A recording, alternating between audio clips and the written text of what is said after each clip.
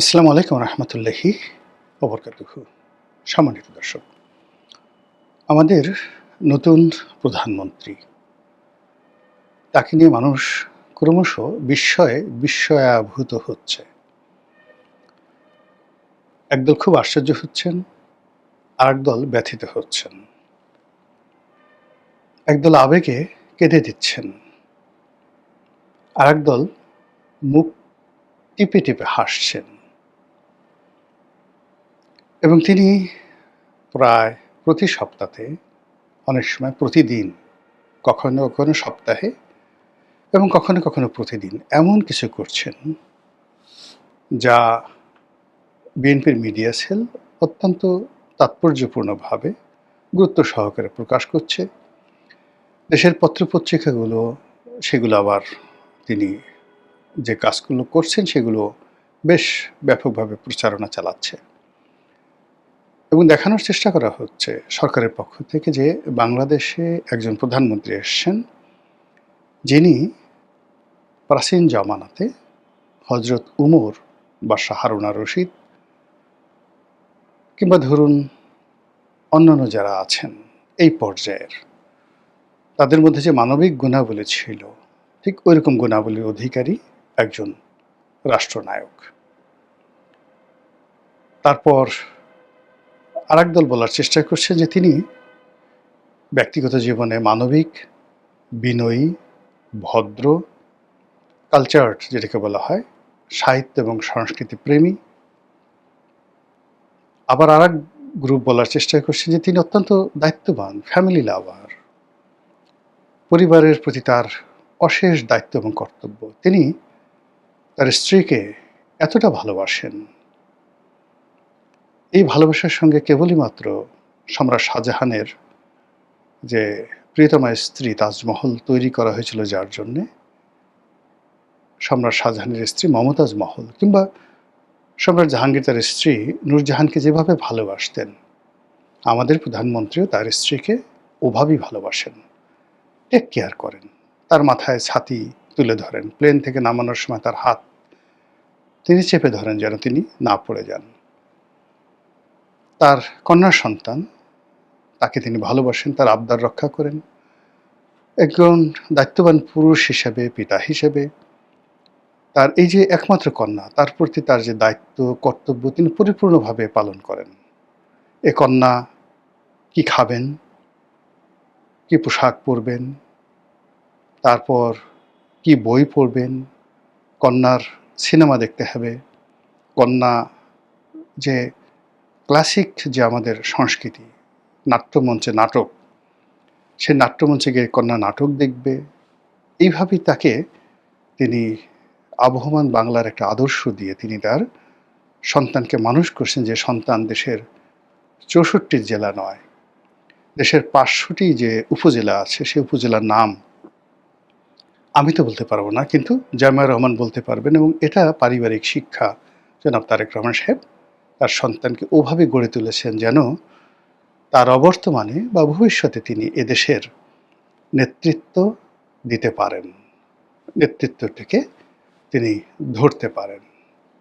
তো এই সকল কথাবার্তা ইতিবাচকভাবে, মানে তার যারা পক্ষের লোক, তারেক রহমান সাহেবের বা সরকারের পক্ষের লোক, তারা বলার চেষ্টা করছেন। আর অন্যদিকে যারা নেতিবাচক কথা, তারা তো আসলে এদের মুখে কোনো ট্যাক্স নেই, এদের চামড়ার মুখ না কিসের মুখ বলা যায় না। ওই প্যারিস থেকে, ওই লন্ডন থেকে, ওই নিউ ইয়র্ক থেকে যে যার মতো করে বলছে, বাংলাদেশেও গোপনে নিজের নাম পরিচয় গোপন রেখে বট আইডির মাধ্যমে প্রধানমন্ত্রী এবং প্রধানমন্ত্রীর পরিবার নিয়ে যাচ্ছে তাই বক্তব্য তারা দিয়ে যাচ্ছে। সেগুলো আমার মুখ দিয়ে এগুলো আমি বলতেও পারবো না, আর আমি বলবোও না। কিন্তু প্রধানমন্ত্রীর যে সকল কর্মকাণ্ড হচ্ছে, সেই সকল কর্মকাণ্ড নিয়ে আদার দেন তার ফ্যামিলির বাইরে যে সকল কর্মকাণ্ড, যেটিকে বলা ইংরেজিতে consist of his political activities regarding his duty and responsibility along with his portfolio as a prime minister.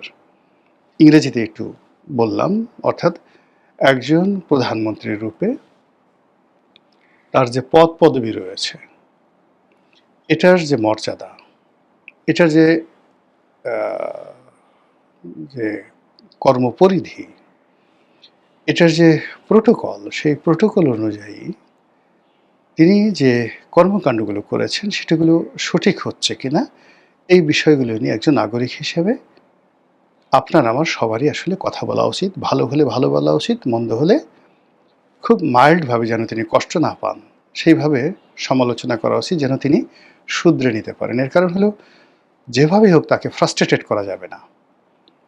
বহু বছর পরে বিএনপি ক্ষমতায় এসেছে। আমরা তাকে যে পেয়েছি, সেটা যেভাবেই পাই না কেন, আমরা কিন্তু ডক্টর মোহাম্মদ ইউনূস, শেখ হাসিনার জমানাতে অনেক বুক চাপড়িয়েছি। এদের বিদায় হওয়া উচিত। এখন কোনো কারণে যদি তারেক রহমান সাহেবকে আমরা আবার সেই অপমানিত করি, লাঞ্ছিত করি, সে আমাদের ছেড়ে চলে যায় বা তাকে বাধ্য করি, তাহলে আমরা আবার একটা যন্ত্রণার মধ্যে পড়ব। এবং এভাবে মানে যেই ভবিষ্যতে আসুক, আমাদের অভ্যাসগুলো পরিবর্তন হতে হবে। সো দ্য, যাকে বলা হয় criticism, must have a portfolio, the criticism must have a aristocracy. এই আভিজাত্য না থাকলে আসলে সমালোচনা করা যাবে না। তো এই একটি বিষয় নিয়ে আমি আলোচনা করতে চাই, সেটা হলো প্রধানমন্ত্রী ঈদের দিন, ঈদুল আজহার দিন, তিনি নিজে তার গাড়ি চালিয়ে 4 ঘন্টা ঢাকা শহরে ঘুরেছেন এবং কুরবানির যে বর্জ্য, এটা ঠিকমতো পরিষ্কার হয়েছে কিনা এটা নিয়ে তিনি নিজের চোখে দেখেছেন এবং অনেক ক্ষেত্রে তিনি যাকে বলে বিক্ষুব্ধ হয়েছেন। এজন্য বেশ কয়েকজন কর্মকর্তা তার হুকুমে বরখাস্ত হয়েছেন। এই হলো খবর। এই খবরের যারা পক্ষের লোক, তাদের বক্তব্য ওই আগের মতো, যে তিনি দিন দুপুরে এই যে বের হলেন কুরবানির দিন দুপুরে বা 12টার সময় বের হলেন, এই সময় তো সাধারণত অন্য প্রধানমন্ত্রী, দরবারি প্রধানমন্ত্রী, তারা অভ্যাগত মেহমানদেরকে আপ্যায়ন করেন, সাক্ষাৎ করেন, পিঠা পায়েস খাওয়ান, তারপরে ঈদের গান বাজতে থাকে, গরু কুরবানি হতে থাকে এবং ভালো ভালো উপাদেয় খাবার, পোলাও, কুরমা, কালিয়া কোপ্তা, এগুলো সব শাহী খাবার দাবার রান্না হয়, তিনি নিজে খান, মেহমানদেরকে খাওয়ান, একান্ত ব্যক্তিগত। এই সময়টা তিনি স্পেয়ার করে তিনি যে রাস্তায় নামলেন, এটা তো তার একটা বিরাট মহত্ব। 2 নম্বর হলো, তিনি শুধু রাস্তায় নামেননি, তিনি রাস্তার ত্রুটি দেখেছেন এবং বর্জ্য ঠিকমতো কেন পরিষ্কার হলো না, এই জন্য তিনি বরখাস্ত করেছেন কর্মকর্তাদেরকে। এবং সিটি কর্পোরেশনের যারা প্রশাসক আছেন, তাদের জীবন তেনা তেনা করে ফেলেছেন কর্মকর্তারা, ভয়ে অস্থির। সারা ঢাকা শহরে এখন পরিচ্ছন্ন অভিযান চলছে, হাতির ঝিল পরিষ্কার করা হচ্ছে, এই ধরনের খবরাখবর আসছে। এখন এগুলো কতটা প্রশংসার আর কতটা মানে প্রশংসা করা ঠিক নয়, এই বিষয়গুলো নিয়ে আমি নির্মোহভাবে বলার চেষ্টা করব। প্রথমত হলো যে, যে যাই বলুক না কেন, এখানে প্রধানমন্ত্রীর যারা ঘনিষ্ঠজন, তারা খুব ভালো করে জানেন দুটো বিষয়। প্রধানমন্ত্রীর যে সকল বিষয়ে দুর্বলতা আছে, উইকনেস, অনেকগুলো উইকনেস আছে, তার মধ্যে 1 নম্বর না হোক, 2 নম্বর হোক, ওয়ান অফ দ্য টপ 10, মানে 10টা যদি তার দুর্বলতা থাকে, তার মধ্যে একটি দুর্বলতা হলো ভালো গাড়ি, ভালো মডেলের ভালো গাড়ি তিনি পছন্দ করেন। এটা তার আপনজন সবাই জানেন। 2 নম্বর হলো, তিনি গাড়ি ড্রাইভ করা, গাড়ি চালানো পছন্দ করেন। তো এই ঘটনা যারা জানেন, তারা সবাই বলার চেষ্টা করছেন যে ঢাকা শহরে তো আসলে তিনি যেমন লন্ডনে যখন থাকতেন, ওখানে লং ড্রাইভে যেতে পারতেন, গাড়ি চালাতে পারতেন, এটা তার একটা জীবনের প্যাশন। এবং এটা কখনো পত্রপত্রিকা আসছে না, কেউ জানতো না। কিন্তু বাংলাদেশের যে পরিবেশ পরিস্থিতি, এখানে তো আসলে মন ভরে গাড়ি চালানো, লং ড্রাইভে যাওয়া, এটা সম্ভব ছিল না। এটা সম্ভব ছিল না। উনি যখন 2001 সনে বিএনপি রাষ্ট্রীয় ক্ষমতায় ছিল, তিনি যখন হাওয়া ভবনের প্রধান ছিলেন, তখনও তিনি গাড়ি ড্রাইভ করতেন, লং ড্রাইভে যেতেন এবং তিনি নতুন, নতুন গাড়ি কিনতেন। নতুন, নতুন গাড়ি কিনতেন। দুর্ভাগ্য বা সৌভাগ্য কিনা জানি না। একটা শোরুমে গিয়ে উনার সঙ্গে আমার চোখাচোখি হলো। আমি তো তাকে চিনতাম, প্রধানমন্ত্রী তো নয়। তিনি আমাকে হয়তো তিনি তখন চিনতেন না। তো আমি একটা গাড়ি পছন্দ করলাম। ওটা পাজেরো V6 ছিল। বটল গ্রিন রঙের। তো আমি টাকা দিয়ে আসলাম দোকানে এবং ওটা আমি নেব। বিকেলবেলা গিয়ে দেখলাম যে ওটা প্রধানমন্ত্রী নিয়েছেন। মানে এখনকার প্রধানমন্ত্রী, তখন তিনি তারেক রহমান সাহেব নিয়েছেন। তো আমি দোকানের যে মালিক হুমায়ুন সাহেব, তাকে খুব গালাগালি করলাম, রাগারাগি করলাম। তো বলল যে, "ভাই, আপনি আমাকে মারতে পারেন, কিন্তু I had nothing to do." আমি বললাম যে, "অ্যাডভান্স দিয়েছি। এই গাড়িটা আমার পছন্দ। এই গাড়িটা আপনি কেন, হোক না সে, আপনি দিলেন কেন?" তো যাই হোক, এরপরে আমি সেই টাকাও ফেরত পাচ্ছি না, ইয়েও পাচ্ছি না। কয়দিন পরে দেখলাম দোকানে আরেকটি গাড়ি। তো সেই গাড়িটা আমার মোটামুটি পছন্দ হলো। তো আমি বললাম, "ভাইয়া, এটা আমাকে দিয়ে দেন।" সেটা আমাকে দিল। পরে জানলাম যে সেই গাড়িটি আসলে জনাব তারেক রহমান সাহেব দীর্ঘদিন, আ মানে ২-৩ মাস তিনি চালিয়েছেন। হয়তো এরপরে ভালো লাগেনি, এরপর তিনি সেটা ফেরত দিয়েছেন এবং সেই গাড়িটি আমি প্রায় ৬-৭ বছর আমার মালিকানায় ছিল, আমি সেটা চালিয়েছি। তো এরপরে মানে যা হোক, এরপরে অনেক ইতিহাস। তো এই হলো তার গাড়ি চালানোর ইতিহাস। তো সেক্ষেত্রে বাংলাদেশে তিনি দেখবেন যে নিজে গাড়ি চালিয়ে তার স্ত্রীকে নিয়ে কোন অনুষ্ঠানে গেছেন। এরকম কয়েকটা ঘটনা ঘটছে। তো এটাতে আসলে মন ভরে না। তো ঈদের এই সময়টাতে পুরো ঢাকা শহর খালি। তারপর রাস্তাঘাট ফাঁকা এবং এই উছিলায় বর্জ্য পরিষ্কার করার উছিলায়, বর্জ্য দেখার উছিলায় তিনি যদি তার ওই যে প্যাশনটি রয়েছে, গাড়ি চালানোর শখ, এটা পূর্ণ করে থাকেন। এবং এই কথা যে আলোচনা হচ্ছে না, এই কথা যে কেউ জানছে না যে আমি বলছি, বহু মানুষ কিন্তু এই কথাগুলো বলছে যে আসলে তিনি মূলত এই কাজটি করেছেন। তার গাড়ি চালানোর শখ হয়েছিল এবং তিনি ফাঁকা রাস্তাতে ৪ ঘন্টা ধরে প্রাণ ভরে মানে তিনি এই গাড়ি চালিয়েছেন। সত্য বা মিথ্যা সমালোচনা does not matter, but it is happening and it is discussing. এটা আলোচনা হচ্ছে, কেউ বলছেন আমি বললাম। এগুলো একটা। ২ নম্বর হলো, যদি আপনি আমার মতামত জিজ্ঞাসা করেন যে প্রধানমন্ত্রীর ঈদের এই দিনটিতে বর্জ্য ব্যবস্থাপনা দেখার জন্য তার সরজমিনে রাস্তায় নামাটা ঠিক হয়েছে কিনা? প্রথমত ঠিক হয়নি। আমি আবার বলছি, একেবারেই ঠিক হয়নি। দেশের প্রধানমন্ত্রী একটি সিটি কর্পোরেশনে কুরবানির নাড়ি ভুড়ি বর্জ্য রক্ত পরিষ্কার হলো কিনা সেটা নিজের চোখে দেখার জন্য রাস্তায় যদি নামতে হয়, তাহলে হোয়ার ইজ দ্য অ্যাডমিনিস্ট্রেশন? আইন কোথায়? শৃঙ্খলা কোথায়? তার হুকুমেই তো কেয়ামত হয়ে যাওয়ার কথা।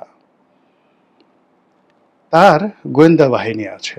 ১২টার মধ্যে তিনি যদি চান যে আমি উইদিন ৫ মিনিটের মধ্যে স্যাটেলাইট ইমেজ চাই পুরো ঢাকা শহরের, উইদিন 5 মিনিটস এই ঢাকা শহরের প্রতিটি রাস্তার স্যাটেলাইট ইমেজ ৫ মিনিটের মধ্যে প্রধানমন্ত্রীকে দেখানোর মতো প্রযুক্তি এই বাংলাদেশের হাতে আছে। তিনি সেটা তার ঘরে বসে দেখতে পারেন। তো সেইটা করে তিনি দেখতে পারতেন উত্তরার কোন রাস্তায় কি অবস্থা হয়েছে এবং এটা 3D মোশনে। তিনি গাড়ি চালিয়ে পুরোটা দেখতে পারতেন না, কিন্তু 3D মোশনে ১০০ ইঞ্চি টেলিভিশনে বা আরও বড় টেলিভিশনে, ২০০ ইঞ্চি টেলিভিশনে তিনি, বা সেলুলয়েডের পর্দায় যেটা সিনেমাতে দেখা যায়, ওখানে তিনি পুরো দৃশ্য দেখতে পারতেন। একেবারে স্যাটেলাইট ইমেজ দেখতে পারতেন, সিসিটিভির ফুটেজ দেখতে পারতেন, আরও অনেক কিছু দেখতে পারতেন। তো সেইগুলো না দেখে তিনি এগুলো যে দেখতে গেছেন, এটা প্রশংসনীয় নয়। যারা প্রশংসা করছেন, না বুঝে করছেন, তারা প্রধানমন্ত্রীর ১২টা বাজাচ্ছেন। আর প্রধানমন্ত্রী এই প্রশংসায় যদি ফুলে ফেঁপে ভবিষ্যতে আবার এরকম ময়লা দেখার জন্য রাস্তায় বের হন, তাকে আর মোটামুটি বেশি দূর এগোতে হবে না। এর আগেই লোকজনের তুচ্ছ-তাচ্ছিল্যের তিনি শিকার হবেন।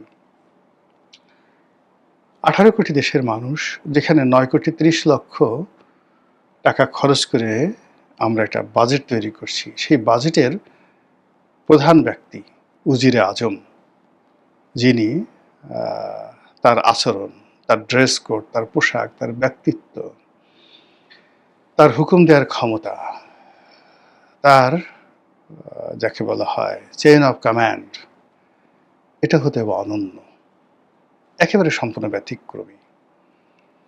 এটা কোনো ছেলে খেলা বিষয় নয়। তাকে এই গত ১০০ দিনের যে কর্মকাণ্ড, এগুলো বুঝতে হবে। তার সঙ্গে যারা দেখা করতে গেছেন, তিনি যাদেরকে ডেকেছেন, তারা এখন প্রকাশ্যে সম্মানের সাথে বলতে পারছেন না যে প্রধানমন্ত্রী আমাকে ডেকেছিলেন। এই কারণ হলো, তিনি যাকে ডাকছেন তারাই এখন সমাজে তুচ্ছ-তাচ্ছিল্যের শিকার হচ্ছেন। লোকজন তাদেরকে ট্রল করছেন।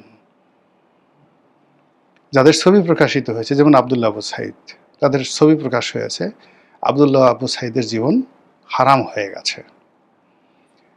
তাকে প্রশংসা করে যে সমস্ত লোকজন দেখা করতে গেছে, যেমন ধরেন মাহফুজ আনাম, মতিউর রহমান, নুরুল কবির, এ সকল বরেণ্য সাংবাদিক, মতিউর রহমান চৌধুরী, তার সামনে দাঁড়িয়ে তাকে প্রশংসা করেছে, তার সরকারকে সহযোগিতা করতে চেয়েছে এবং তার কাছে কিছু আবদার রেখেছে।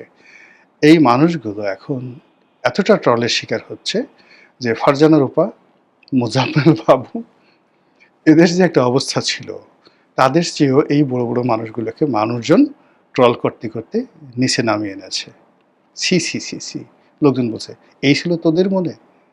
তাহলে শেখ হাসিনার জমানাতে তো তোরা এইভাবে তুই তুকারি করে বলছে, তোরা এত মোজাম্মেল বাবু হতে পারতে, আমরা তো এমনি এমনি মোজাম্মেল বাবু ফারজানার উপরে গালাগালি করি। এরকম অবস্থা হয়েছে। কিছু কিছু মানুষকে ডাকা হয়েছে, প্রধানমন্ত্রী ডেকেছেন, টেলিফোন করে কথা বলেছেন, অনেককে চিঠি পাঠিয়েছেন, অনেককে দুপুরে দাওয়াত করে খাইয়েছেন। এই লোকগুলো মোটামুটি প্রথমে একবার দুবার অনেকে বলছেন, এখন আর তারা কেউ বলছেন না, কেউ প্রকাশই করছেন না। আমি দু একজনকে জিজ্ঞেস করলাম, বলে না ভাই আমি যাইনি। তো এই যে একটা অবস্থা তৈরি হয়ে গেছে, এটা কেন? এটা তো হওয়ার কথা নয়। ওটা একটা মানে কি বলবে, এমন একটা মাহফিল, ওখানে যে যাবে তার সম্মান এবং মর্যাদা কি পরিমাণ বাড়বে, কোন লেভেলের লোক যাবে, তার একটা ছোট্ট উদাহরণ দিয়ে আজকের এই কাহিনীটি বা এপিসোডটি শেষ করব। বাশা হারুনা রশিদ তিনি প্রায় তার মেহমানখানাতে বিভিন্ন শ্রেণী পেশার মানুষকে দাওয়াত করতেন এবং তাদের সঙ্গে রাতের খাবার খেতেন বা দুপুরের খাবার খেতেন। তো একবার তিনি অলি আল্লাহদেরকে দাওয়াত করলেন, অলি আল্লাহকে দাওয়াত করলেন। খুব বিখ্যাত কাহিনী, চোখে পানি এসে যায়। অলি আল্লাহদের দাওয়াত করলেন সেদিন। তো যে অলি আল্লাহকে দাওয়াত করেছেন বাগদাদের, সেই অলি আল্লাহ অনেকজনকে দাওয়াত করেছেন। ওয়ান অফ দ্য অলি আল্লাহ, তিনি বাগদাদের সেন্ট্রাল মসজিদে তিনি নামাজ পড়ছিলেন। তো সেখানে একজন পাগল দরবেশ, সে নামাজ না পড়ে চিত হয়ে শুয়েছিল। তো সে ওই অলি আল্লাহকে, যিনি নামাজ পড়ছিলেন, তাকে বললেন যে বাবা আমার খুব ক্ষুধা লাগছে, একটা পাউরুটি কিনবো, আমাকে কিছু পয়সা দাও। তো অলি আল্লাহ বললেন যে বাবা তুমি একটু অপেক্ষা করো, তোমার পাউরুটি খাওয়া লাগবে না। আজকে অলি আল্লাহদের জন্য, ফকির দরবেশদের জন্য রাজপ্রাসাদের দরজা উন্মুক্ত, ওখানে আমি তোমাকে নিয়ে যাব, শাহী খাবার খাবে আমার সঙ্গে। তো বোঝার চেষ্টা করুন, বাশা হারুনা রশিদ অর্ধেক দুনিয়ার মালিক, সেখানে দাওয়াত করা হয়েছে একজন অলি আল্লাহকে, সেই অলি আল্লাহ একজন পাগলকে নিয়ে সেখানে যাবেন, ওই ধরনের কনফিডেন্স গ্রো করা হয়েছিল। তো অলি আল্লাহ আবার নামাজ শুরু করলেন। পাগল, তার ক্ষুধা বেশি লাগছে, সে আবার সেই নামাজের মধ্যে বলছে আমাকে কিছু পয়সা দাও, আমি ক্ষুধা লাগছে, পাউরুটি খাবো। এভাবে একবার দুইবার তিনবার অলি আল্লাহ একই কথা বলেন, অপেক্ষা করো, আরেকটু পরে আমি নামাজটা শেষ করে রাজপ্রাসাদে যাব, সেখানে গিয়ে শাহী খাবার খাওয়া। এরপরে পাগল আবার চাচ্ছে, তখন সে রাগ হয়ে গেছে, তোমার এত বড় সাহস, শুধু বারবার ডিস্টার্ব করছো, নামাজ পড়তে দিচ্ছ না। তো পাগল চুপ হয়ে গেল, চোখ বুজে রইল। আর অলি আল্লাহ সেজদাতে গিয়ে সে ঘুমিয়ে গেল। ঘুমের মধ্যে সে দেখে বিশাল একটা মাহফিল। তো সেই মাহফিলের সামনে একজন মানুষ, মাহফিল ছুটছে, মিছিল যাচ্ছে। তো সেই অলি আল্লাহ স্বপ্নের মধ্যে দেখছে মসজিদে বসে, বাগদাদের সেন্ট্রাল মসজিদ। তো সে বলছে যে লোকদের জিজ্ঞেস করে মাহফিল কারা। তো বলল যে এরা হলো 2,24,000 পয়গম্বর, আর ওই যে সামনে যে দেখেন তিনি হলেন আকায়ে নামদার সারওয়ারে কায়েম মুহাম্মদ রাসূলুল্লাহ সাল্লাল্লাহু আলাইহি ওয়াসাল্লাম। এই কথা শুনে ওলি আল্লাহ পাগল হয়ে গেলেন। তিনি দৌড়ে সামনে চলে গেলেন, গিয়ে বললেন, আসসালামু আলাইকুম ইয়া রাসূলুল্লাহ। আল্লাহ রাসূল মুখ ফিরিয়ে নিলেন। আবার তিনি সামনে গিয়ে বললেন, আসসালামু আলাইকুম ইয়া রাসূলুল্লাহ। তিনি আবার মুখ ফিরিয়ে নিলেন। ওলি আল্লাহ জিজ্ঞেস করলেন, ইয়া রাসূলুল্লাহ, আমার অপরাধ কি? আপনি আমার সালাম নিচ্ছেন না কেন? তিনি বললেন যে আমার অতি প্রিয় একজন উম্মত তোমার কাছে একটা পাউরুটি চেয়েছে, তুমি একটা পাউরুটি দিতে পারোনি? এই কথা আল্লাহ রসুল বললেন, আর অমনি ওলি আল্লাহর ঘুম ভেঙে গেল। তিনি তাকিয়ে দেখেন যে পাগলটি মসজিদ থেকে হন হন করে বের হয়ে যাচ্ছে। ওলি আল্লাহ চিৎকার করে বললেন যে, বাবা থামো, তোমার কত পাউরুটি লাগে, আমি তোমাকে দেবো, এক্ষণ দেবো। বলে তিনি দৌড়াতে শুরু করলেন। পাগল পেছনে ফিরে তাকিয়ে বললেন যে একটি পাউরুটির জন্য যেখানে আল্লাহ রাসূল এবং 2,24,000 পয়গম্বরের সুপারিশ লাগে, সেই পাউরুটি আমার দরকার নাই। এই কথা বলে তিনি অদৃশ্য হয়ে গেলেন। এই ছিল রাজদরবারের, যাকে বলা হয় আভিজাত্য। এই সকল মানুষ রাজদরবারে যেতেন, আর এই ধরনের মানুষ রাজদরবারে যেতেন না। সেই রাজদরবার আল্লাহ রাব্বুল আলামিন তারেক রহমান সাহেবকে দিয়েছেন। তিনি সেটা কিভাবে ব্যবহার করবেন আশা করি তিনি বুঝতে পেরেছেন। আসসালামু আলাইকুম ওয়া রাহমাতুল্লাহি ওয়া বারাকাতুহু।